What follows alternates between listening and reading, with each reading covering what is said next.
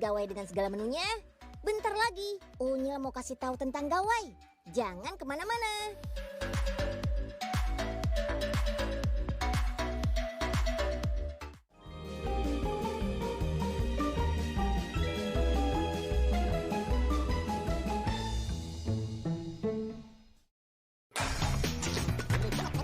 Dilempar, direndam air, sampai dibakar.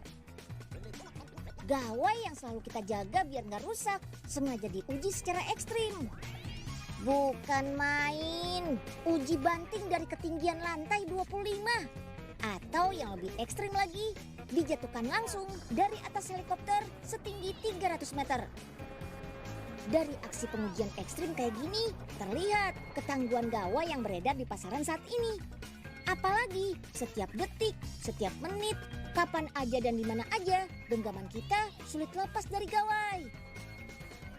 Tapi, apa benar produk gawai kayak gini pasti tahan di setiap medan dan kondisi ekstrim?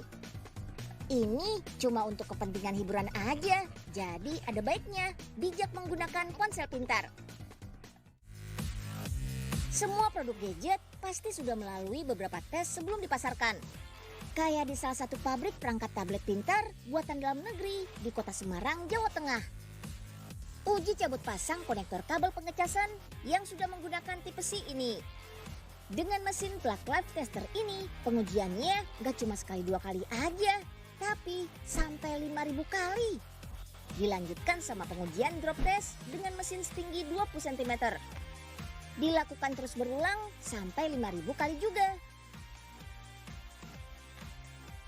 Terus ada pengujian suhu dan kelembapan non-stop selama 48 jam. Gawai diuji pada suhu sampai 69 derajat Celcius dan tingkat kelembapan udara sampai 90% lebih.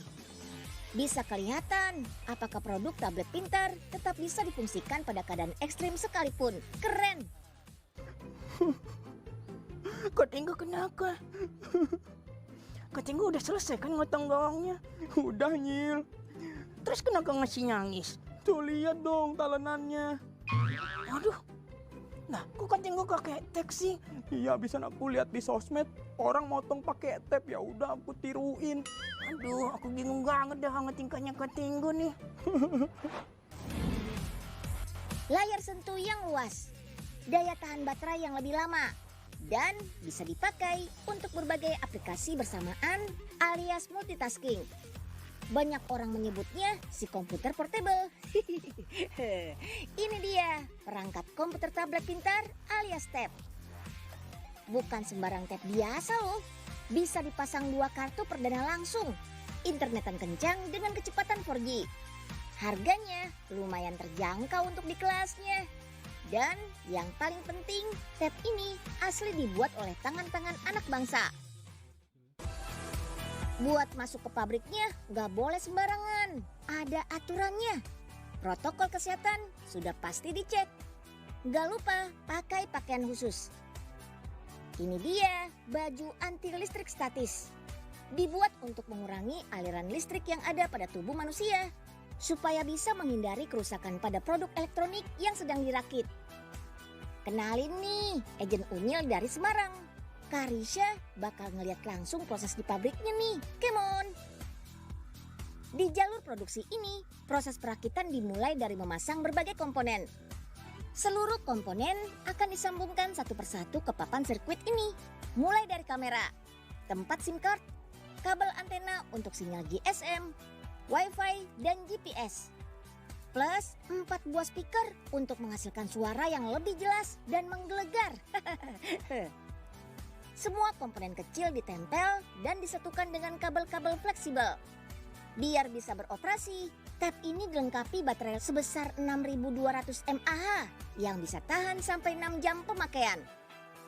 Baterai jenis lipolimer ini dipilih karena dikenal punya bentuk yang tipis dengan daya simpan yang besar. Biar bisa digunakan untuk berbagai kegiatan, perangkat tab diinstal sistem operasi Android. Next, tabnya harus diuji dulu nih.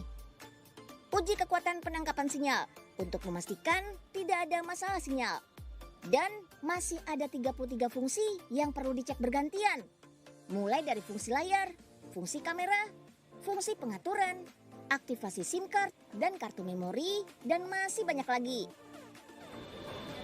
Halo Kak, aku mau tanya-tanya sesuatu dong tentang produk ini.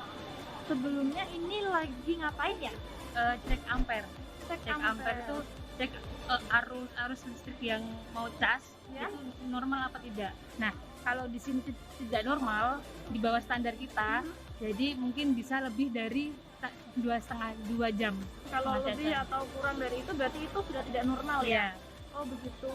Kalau dari pertanyaan di netizen luar itu, ada perdebatannya adalah cara charging yang benar itu gimana sih? Oh, yang pertama pasti bawa adaptor dan kabel cas original. Terus yang kedua, sebisa mungkin kita 100% baru dicabut. Sebenarnya kalau ditinggal untuk ngecas tinggal tidur bagaimana? Kita sudah ada fitur cutting off cas, tapi alangkah baiknya kalau memang tidur off saja. Oh, lebih baik Tidak dicabut dicas saja. Oh begitu. Gimana? Kejawab dong pertanyaan seputar baik tidaknya proses pengisi daya baterainya. Satu lagi pesan Unyil. Jangan pernah isi daya ponsel pintar kalian saat sedang digunakan bermain game berat sampai suhunya panas. Bakal cepat ngurangin umur baterainya. Sebelum di packing, pengecekan data akhir mulai dari nomor email, Bluetooth, Wi-Fi, sampai serial number harus benar-benar di double cross check. Produk tab pintar ini sudah siap dikirim ke konsumen. Aduh, gelap banget lagi. Tinggal terangin aja ke Tinggo. Ini udah paling terang, Nyil. Nah, kalau itu mah matanya ke Tinggo yang bermasalah. Enggak, mataku baik-baik aja kok. Kayaknya harus ganti HP deh yang lebih gede. Ah, itu mah biar ke Tinggo beli HP baru aja. Nggak gitu. Tapi emang bener, Nyil. Tapi tahu nggak Kak Tinggo? Ada loh smartphone yang besarnya lebih besar dari smartphone, tapi nggak lebih besar dari tablet. Wah, apa tuh, Nyil? Namanya tablets. Tablets. Iya, besarnya 5 sampai 7 inch. Lumayan loh. Tapi emang kalau handphone biasa tuh lebarnya seberapa, Nyil? Nah, kalau handphone biasa itu cuma nggak lebih dari 5 inch Kak Tinggo. Terus kalau tablets? Kalau ke tablets lebih dari 7 inch Kak Tinggo. Wah, berarti tablets ini cocok nih buat Kak Tinggo. Ayo, Nyil, kita belinya. Ayo Kak Tinggo. Ayo, let's go. Pengguna gawai seperti ponsel pintar memang nggak bisa lepas dari berbagai aktivitas di kehidupan sehari-hari. Selalu hadir dan dibawa kemana saja, kapan saja, setiap hari. Tapi pada tahu nggak, berdasarkan data yang diteliti oleh jurnalis kesehatan dari Seattle Times, ada lebih dari 25.000 bakteri menempel pada ponsel. Bisa dibilang gadget lebih kotor daripada bakteri yang ada di dudukan toilet. Nggak usah panik dulu. Ada kok caranya supaya gawai kita tetap bersih dan higienis. Catat ya. Membersihkan perangkat elektronik, jangan pakai siraman air langsung. Bukannya bersih, yang ada malah rusak. Tisu basah beralkohol ini bisa menjadi alternatif paling praktis.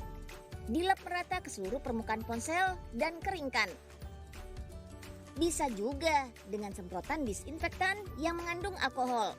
Disemprot merata ke permukaan ponsel dari jarak 20 cm, lalu keringkan dengan lap microfiber.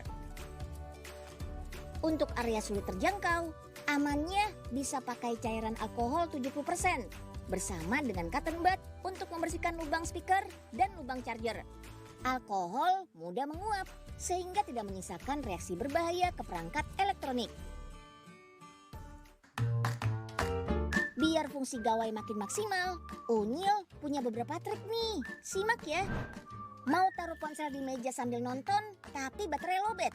Gampang, tinggal pakai paperclip aja. Masukkan ujung kabel dan jepit seperti ini. Ponsel bisa langsung dicolok sekaligus jadi dudukan. Udah di set full, tapi kok suara speaker masih kurang kenceng atau malah makin cempreng gak jelas? Pakai ini aja. Siapkan 2 paper cup bekas dan karton gulungan tisu.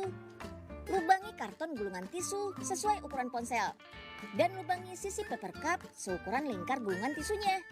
Sambung jadi satu seperti ini. Ini dia speaker tambahan. Suara jadi makin kencang dan nyaring. Mau nonton rame-rame ala bioskop pakai ponsel kalian? Bisa. Ini dia proyektor kardus. Dibuat dari kardus bekas, kaca pembesar, dan lem tembak.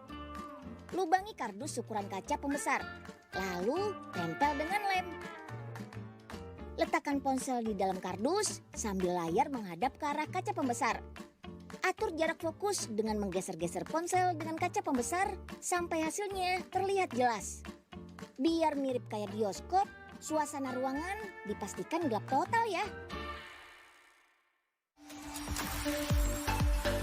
Kalau selama ini cuma bisa jadi limbah, lewat tangan terampilnya bisa jadi bahan yang bisa diekspor. Tunggu sesaat lagi ya. Saksikan terus si Unyil.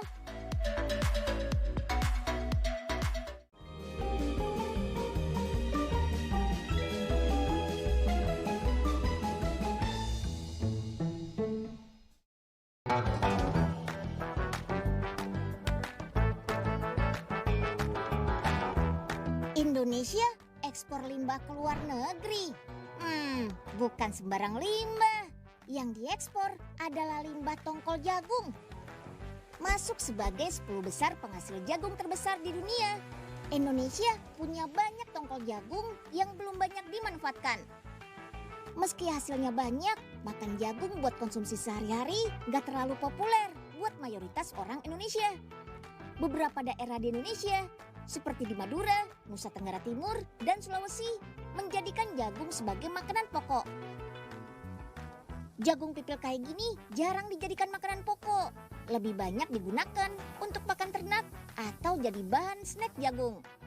Like this one, stik jagung yang renyah. Bikinnya gak pakai digoreng loh. Tepung jagung yang diproses sampai jadi padat, dibentuk panjang-panjang jadi kayak tali. Dipotong-potong sepanjang 7 cm. Baru deh kadar airnya dihilangkan dengan cara di oven. Lebih aman dan lebih sehat daripada digoreng pakai minyak. Hasilnya snack jagung renyah buat cemilan santai di rumah.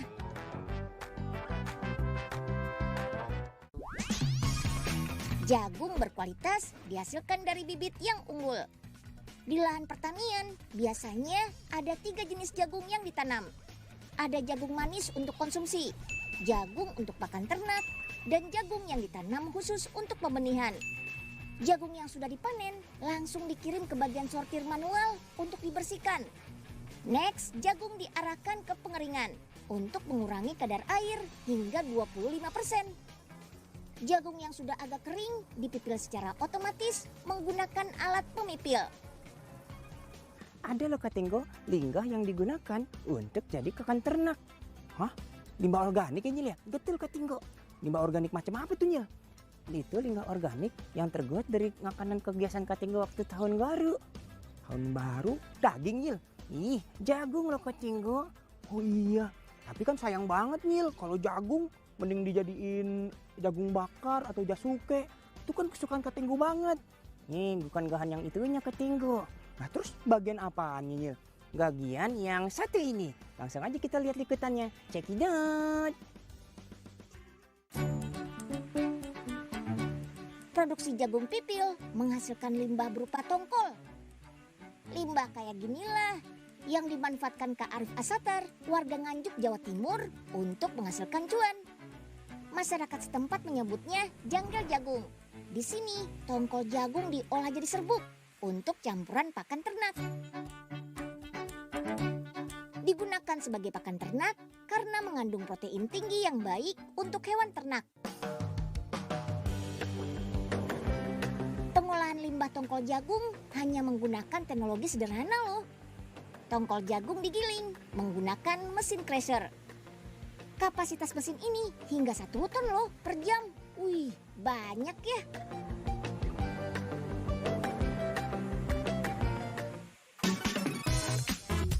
Hasil gilingan siap dijemur selama 6-8 jam agar kandungan airnya berkurang.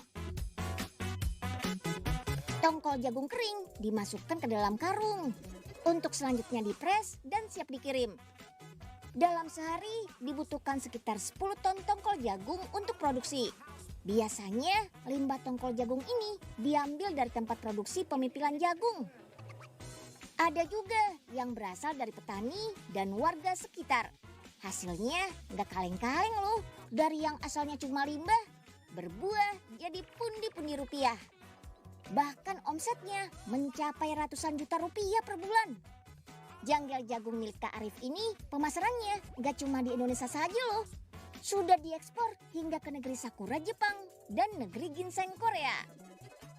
Janggal jagung yang layak untuk ekspor itu ciri-cirinya yang pertama berwarna putih, tidak berjamur, kadar airnya 20-25%, kemudian tidak ada benda asing, maksimal 5%. Di Jepang dan Korea, janggal jagung ini biasanya dimanfaatkan untuk campuran bahan pakan ternak dan untuk media tanam jamur. Walaupun usaha ini terbilang masih seumur jagung, tentunya bukan tanpa hambatan ya. Kesulitan demi kesulitan pastinya kerap dijumpai. Oke, kendala di usaha ekspor janggal jagung ini itu utamanya di ketersediaan bahan baku. Karena yang pertama ini masyarakat kurang mengetahui bahwasanya janggal ini bisa diolah. Jadi kebanyakan dibakar, dibuang. Padahal itu bisa dimanfaatkan, digiling seperti yang kita lakukan. Pemanfaatan limbah tongkol jagung di Indonesia memang belum banyak. Tapi penelitian untuk menambah nilai dan manfaat tongkol jagung terus dilakukan. Like this one, sunblock dari tongkol jagung. Penelitian tongkol jagung sebagai bahan pembuatan tabir surya dilakukan karena tongkol jagung jarang dilirik sebagai produk kecantikan. Padahal per tahun Indonesia menghasilkan 5,7 juta ton sampah tongkol jagung.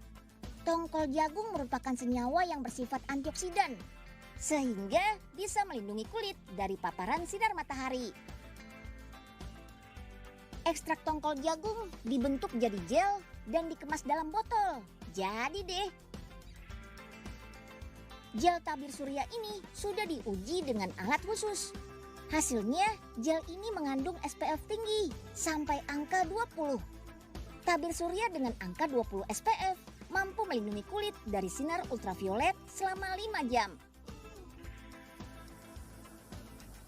Karena berasal dari alam, tongkol jagung bisa terurai di tanah. That's why cocok digunakan sebagai bahan pembuatan biofoam, styrofoam versi ramah lingkungan. Tongkol jagung yang digiling kasar akan menghasilkan biofoam berserat. Sementara digiling halus bisa menghasilkan biofoam yang putih bersih. Adonan pati, tongkol jagung, dan bahan lainnya dicampur hingga seperti adonan makanan. Sama seperti styrofoam, biofoam bisa dicetak menjadi piring, mangkok, dan wadah makanan lainnya. Jika terkena air, biofoam akan mudah larut. Berbeda dengan styrofoam yang gak mudah larut dalam air.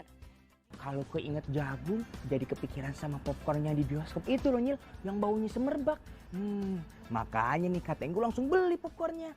Tapi jangan lupa sama gonggolnya ya Kak Tinggo. Oh iya, katanya bonggol jagung bisa jadi pakan ternak juga ya Nyil ya? Betul Kak Tinggo. Selain itu, gonggol jagung bisa jadi biomasa. Biomasa? Apaan tuh Nyil? Itu loh Kak Tinggo, sumber energi terbarukan yang ramah lingkungan. Oh gitu. Tapi kalau di Indonesia udah dimanfaatkan Bang Nyil? Udah ada Kak Tinggo. Pembangkit listrik dari gonggol jagung sudah diterapkan di Gorontalo sejak tahun 2014. Wah keren banget ya. Iya kan Kak Tinggo? Semoga bonggol jagung bisa bermanfaat ini buat masyarakat di Indonesia. Pasti bisa Indonesia Kak Tinggo. Si punya anak pintar, informasinya super.